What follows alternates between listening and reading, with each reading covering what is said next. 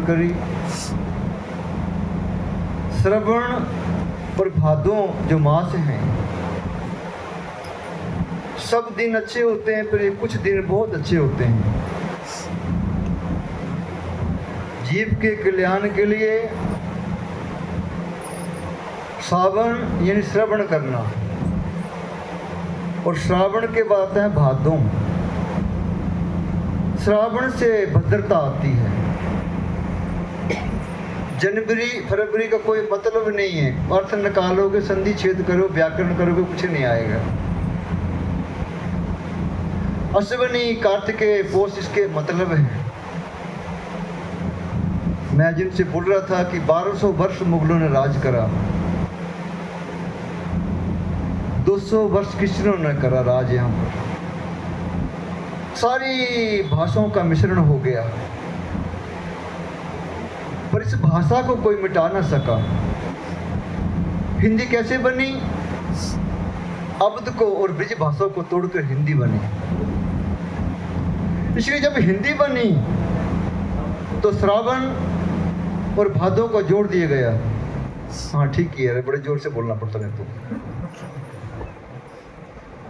श्रावण और भादों को जोड़ दिया गया। ऋषि तो सारे अनपढ़, कोई स्कूल भी नहीं गए। अभी मैंने दर्शन करे सीताराम मुकारनाथ जी के, उनको तो हिंदी आती नहीं थी, वो बंगला ही बोलते थे। साथ में इंटरप्रेटर होता था। मैं मत्था टेकने के लिए तो बंगाली में मेरे को बोले, मेरे को समझ में नहीं आई। थोड़ा सा मालूम मेरे को पड़ा। क्यों? क्योंकि अभी बोल रहे थे कि स्वामी जी ने बड़ा भारी तप करा। अभी हम बैठे हैं आसन लगाकर, ये भी तप है। हम सुनते हैं, श्रवण करते हैं, वो भी तप है। और जब तप करेंगे तो भद्रता आएगी। कैसी भद्रता? उसमें एक रस पैदा होता है। जो 9 रस हैं उसमें से एक रस श्रवण का भी रस है। जैसे नवदा भक्ति है तो 9 ही ग्रह है,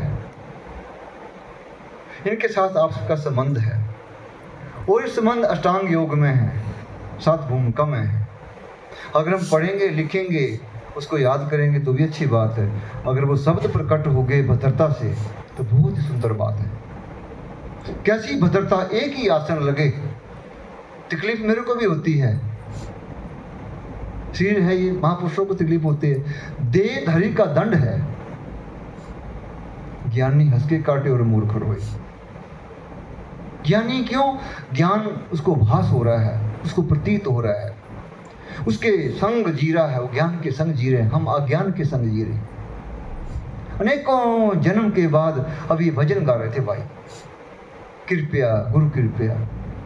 कैसे करेगा गुरु कृपया? करो और पाओ, वो कृपया है। क्या करो? साधन करो, साधन का संग कीजिए। क्योंकि जब भद्रता आएगी तो श्रवण से आएगी, और जब भद्रता आने से पहले ज्ञान आएगा तो श्रवण से आएगा। एक श्रवण बाहर का और एक अंतर श्रवण अंतर का। एक बाहरी मुख और एक अंतर्मुख। इसलिए विवेकानंद की एक पुस्तक है, इंटरग्रेटिव वे और ऑटोग्रेटिव वे, अंग्रेजी में। मैं लेके आया था बेलूर मठ कलकत्ता से। क्या है? सुनना चाहिए और विचार करना चाहिए और विचार विमर्श करना चाहिए। ये बोल रहे कितने जन्म चले गए, सोते सोते, खाते खाते। उसका कल प्रश्न करें, हिसाब करें, कितना समय खाने में चले गया, स्नान करने में चले गए। वो किसके हिसाब में आया? कितना सोते हुए चले गए, वो किसके हिसाब में आया? प्रमाद और आलस 2 भाई हैं। भाई मुकेश जी बोल रहे थे, दोनों सगे भाई हैं, दोनों में अंतर बड़ा दिन रात का है। एक जैसे नहीं है ये प्रमाद और आलस। इसकी बड़ी भारी कहानियां हैं। कुंभकर्ण क्या है? प्रमादी है वो, प्रमाद का प्रतीक है वो कुंभकर्ण। 6 महीने सोता है, 1 दिन खाता है। वो जब मांगने के लिए जा रहा था तो भूल गया वो। क्यों? सरस्वती यहां बैठ गई ऊपर आकर जीवा में। क्या मांग लिया? मांगना था 6 महीने खाऊं और 1 दिन विश्राम करूं। तो प्रकृति ने सोचा ये तो गलत मांग रहा है, तो जीवा में बैठ गई। बड़ी लंबी कहानी। क्यों? भद्रता है नहीं। और क्या मांगने जा सिद्ध, मांगने के लिए सिद्धि प्राप्त करी उसने, वर मांगने के लिए सिद्धि प्राप्त करी, तप करा बड़ा भारी, और तप का फल होता है भोग, और ज्ञान का ऐश्वर्य, ज्ञान का क्या ऐश्वर्य, कुछ भी नहीं है पर ऐश्वर्य है उसके पास, कोई वस्तु नहीं। मैं जिसे बोले रोटी कैसे पकाते, तो मैंने अभी छोटे संक्षेप में बोला, वो जगह गया हूं, मैं बैठा हूं, वहां चिंतन किया, ख्याल किया, क्यों पूर्ण ऐश्वर्य है। हम दुखी हो जाएंगे, तवा भी नहीं है, चिमटा भी नहीं है, कैसे आग जलाऊंगा, माचिस भी नहीं, क्यों? उनके पास ज्ञान के ऐश्वर्य है, उसमें वो मस्त है, एक धोती एक कुर्ते में मस्त हैं, क्यों? वो ज्ञान के ऐश्वर्य में जी रहे हैं।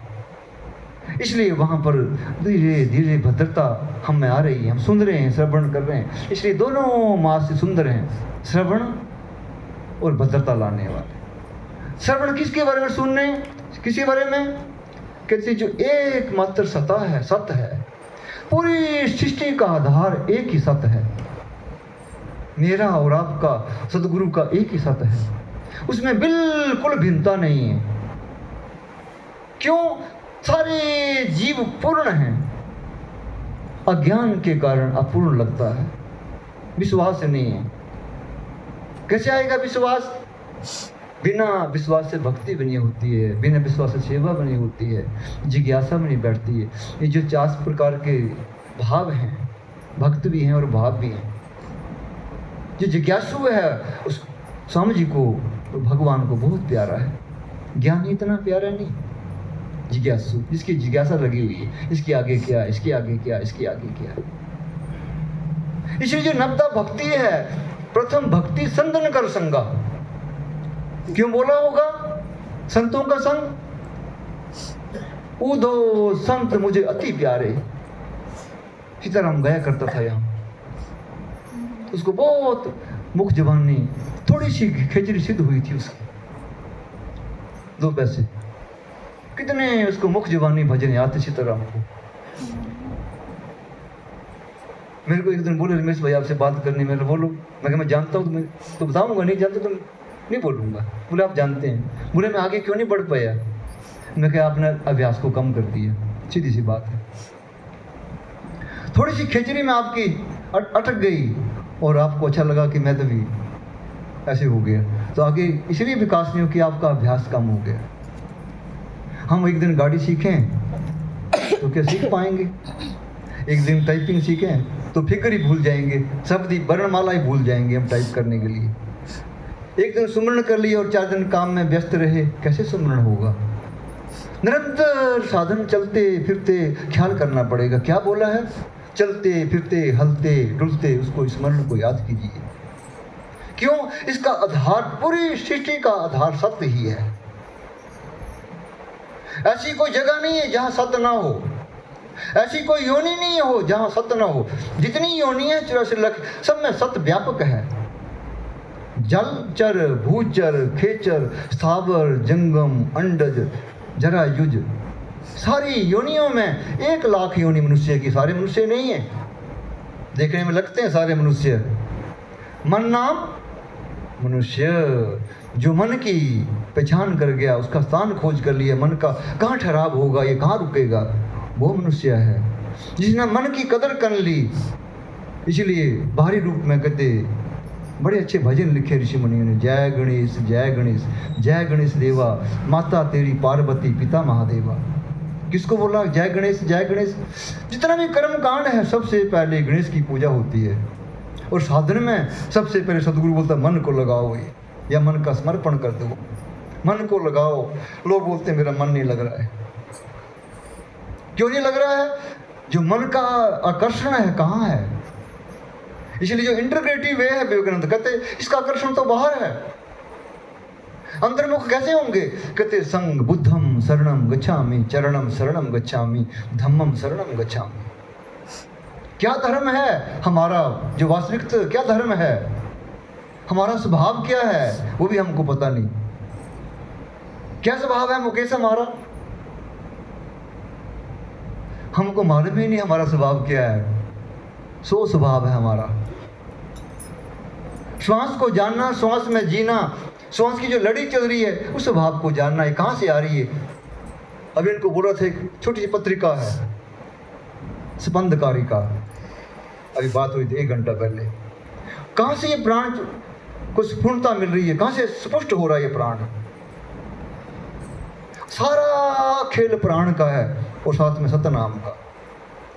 बराबर बहरा ये, वो देख रहा है कि ये कितना सुमरण कर रहा है मेरा, कितना मेरे को, कितने ग्रंथ गीता रामायण लिखे हैं, महाभारत लिखा, समझाने की कोशिश कर रही है। तो क्या करना मांगा उसने कुंभकर्ण ने? सरस्वती बैठ गई जीवा को, 6 महीने खाऊं और 1 दिन सोऊं। जब बोलने लगा तो बोला मैं 6 महीने सोऊं और 1 दिन खाऊं, क्योंकि प्रकृति माता को माला में सब खा जाएगा, ये कुछ नहीं छोड़ेगा। वो एक ही दिन उठेगा, उस दिन भोजन करेगा। वो रामायण में दिखाया है, अगर व्यक्ति रूप में मानोगे तो समझ में नहीं आएगा।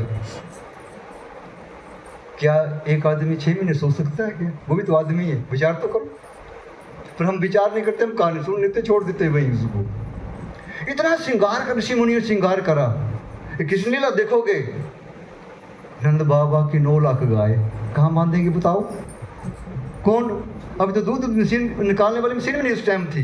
नंद बाबा की 9 लाख गाय कहाँ बांधेंगे बताओ? अगर दिल्ली से शुरू करो तो आगरा पहुंच जाएंगे गाय बांधते बांधते खूंटी से।